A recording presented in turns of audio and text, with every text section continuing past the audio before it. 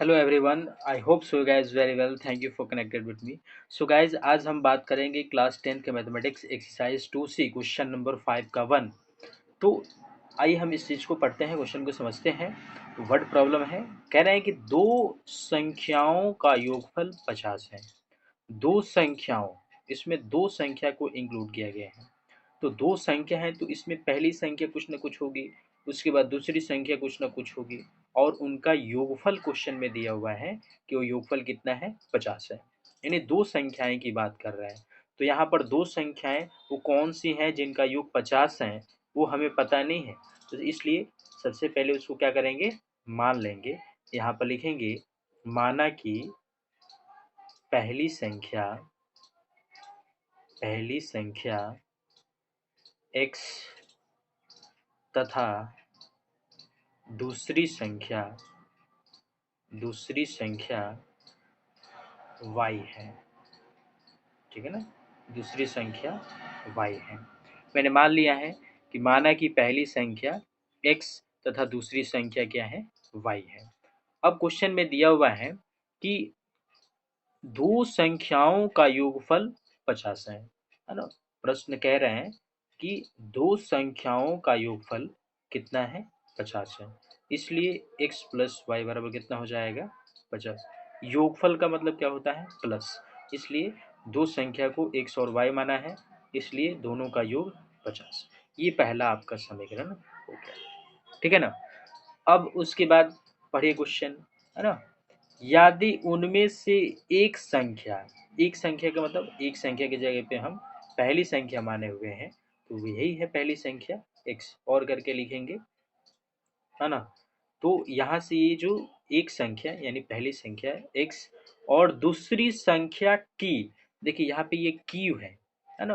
तो जब भी की हो, के हो, से हो, की हो, के हो, से हो, तो आपको यहाँ पे आपको ध्यान देना है। इस क्वेश्चन में टर्निंग पॉइंट यही है।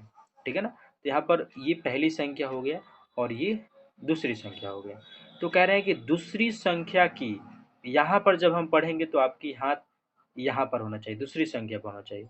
ये दूसरी संख्या है और दूसरी संख्या को मैंने क्या माना है, y माना है। तो आपका ये हाथ दूसरी संख्या पर होना चाहिए। तो कह रहे हैं कि दूसरी संख्या की ये 7/3 है। दूसरी संख्या ये है, दूसरी संख्या, ये दूसरी संख्या के 7/3 है। अगर ये 7/3 है तो हम इसको बैलेंस करना चाहते हैं, तो इसको भी हम 7/3 गुना कर देंगे, तो ये दोनों समीकरण क्या हो जाएंगे, बराबर हो जाएंगे। ठीक है ना।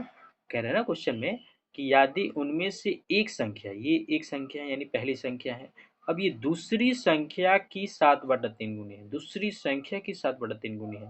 अगर ये 7/3 गुनी है तो इसको भी हम 7/3 गुना कर देंगे, तो ये दोनों इक्वेशन क्या हो जाएंगे, बराबर हो जाएंगे। अब इस इक्वेशन को सॉल्व करेंगे। एक इस इक्वेशन को सॉल्व करेंगे तो ये नीचे है, इसके नीचे 1 छुपा हुआ है, तो 3 में 1 से इंटू करेंगे, क्या हो जाएगा, 3x। उसके बाद ये 7y, है ना। अब इसको सॉल्व करेंगे तो यहाँ से 3x और -7y इक्वल्स टू क्या हो जाएगा, 0। ठीक है ना। यहाँ से दो इक्वेशन आपको सॉल्व हो गया, है ना। अब उसके बाद में कह रहे हैं कि वो संख्या कौन सा होगा, पहली संख्या दूसरी संख्या की बात कर रहे हैं, वो संख्या कौन सा होगा वो आपको संख्या बताने हैं जिनको जोड़ने पे आपको 50 आया हुआ है। मतलब सीधा आपको x और y की वैल्यू पूछ रहे हैं कि आपकी x y की वैल्यू क्या होगी। ठीक है ना। तो आइए हम इस चीज को समझते हैं। ठीक है ना।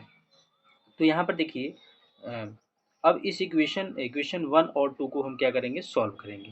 तो इक्वेशन 1 और 2 को सॉल्व करने के लिए आपके पास कई मेथड हैं, जैसे ब्रजगुणन विधि है, प्रतिस्थापन विधि है, विलोपन विधि है। तो इस तरह की ये 2 3 4 5 विधियाँ आपको पढ़ना है, उनमें से जो भी आपको वैल्यू निकालने में सुटेबल होती हैं, आप उस विधि का प्रयोग कर सकते हैं। अब यहाँ पर देखिए क्वेश्चन में, यहाँ पे दोनों इक्वेशन को हम क्या करेंगे, इक्वेट करेंगे। यहाँ पर देखिए जब हम इस 3x की वैल्यू, ये 3x की वैल्यू क्या है, 7y के बराबर है, तो हम क्या कर देते हैं कि ये जो 3x है, या इसी को इक्वेशन 1 और 2 को सॉल्व करते हैं। तो यहाँ से देखिए इसको सॉल्व करेंगे तो ये x plus Y equals to 15 दिया हुआ है। उसके बाद 3x minus 7y equals to यहाँ पे 0 दिया हुआ है। सॉरी। अब यहाँ इस इक्वेशन को सॉल्व करेंगे तो यहाँ पर देखिए ना तो x वाला इक्वल है और ना ही y वाला इक्वल है। सॉरी। तो दोनों इक्वेशन को जब हम सॉल्व करेंगे तो हम किसी एक को बराबर करना पड़ेगा, या तो हम x को कैंसिल करें तो x को बराबर करना पड़ेगा, या तो y को कैंसिल करें तो y को बराबर करना पड़ेगा। तो हम क्या करते हैं कि यहाँ पर x को ही इक्वल कर लेते हैं, ठीक है ना। तो x को इक्वल करेंगे तो नीचे जो x का कोफिशिएंट होगा उसके ऊपर वाले से इंटू करेंगे, ठीक है ना। और जो ऊपर वाला जो x का कोफिशिएंट होगा, यहाँ पे 1 छुपा हुआ है तो यहाँ पर क्या करेंगे 1 से मल्टीप्लाई करेंगे। तो यहाँ से आपको सॉल्व करने के बाद आपको क्या मिलेगा 3x plus 3y equals to ये 150 हो जाएगा। ठीक उसी तरह 1 से इसमें मल्टीप्लाई करेंगे कोई फर्क नहीं पड़ेगा, यानी 3x minus 7y equals to क्या हो जाएंगे 0। अब इन दोनों ये प्लस में है तो हम इन दोनों को हम क्या कर देंगे माइनस करेंगे, सबको माइनस करेंगे, है ना। ये माइनस है ऑलरेडी, तो ये माइनस माइनस क्या हो जाएगा प्लस, है ना। ये 0 ना तो पॉजिटिव होता है और ना ही निगेटिव होता है, तो ये दोनों प्लस माइनस क्या हो गया कैंसिल हो गया। अब ये प्लस में है 7y और ये है 3y, तो ये 7 और 3 कितना हो जाएगा 10 हो जाएगा, यानी 10y, है ना। और ये 150 हो जाएगा, ठीक है ना। तो यहाँ से ये 1 0 से 1 0 कैंसिल होगा, तो आपका y की वैल्यू कितना निकल के आ गया y की वैल्यू 15 निकल के आ गया, ठीक है ना। तो इस तरीके से हम क्या करेंगे एक्स वाई की वैल्यू निकालेंगे। तो ये अभी वाई की वैल्यू निकला है, ठीक उसी तरह हम क्या करेंगे एक्स की वैल्यू निकालेंगे। जब वाई की वैल्यू निकल जाए तो आपको क्या करना है यही वाई की वैल्यू को इक्वेशन 1 में पुट कर देंगे। तो यहाँ पर लिखेंगे समीकरण एक में एक्स का मान रखने पर, ठीक है ना। समीकरण 1 में क्या करेंगे एक्स के मान रखेंगे। तो समीकरण 1 ये है सामने सामने, तो एक्स और प्लस वाई की जगह पे यहाँ पे देखिए 15 लिखा हुआ है, तो इस वाई की जगह पे हम क्या करेंगे 15 लिख देंगे और बराबर में क्या लिखेंगे 50। अब यहाँ से एक्स की वैल्यू निकालेंगे 50 और माइनस में क्या हो जाएगा 15।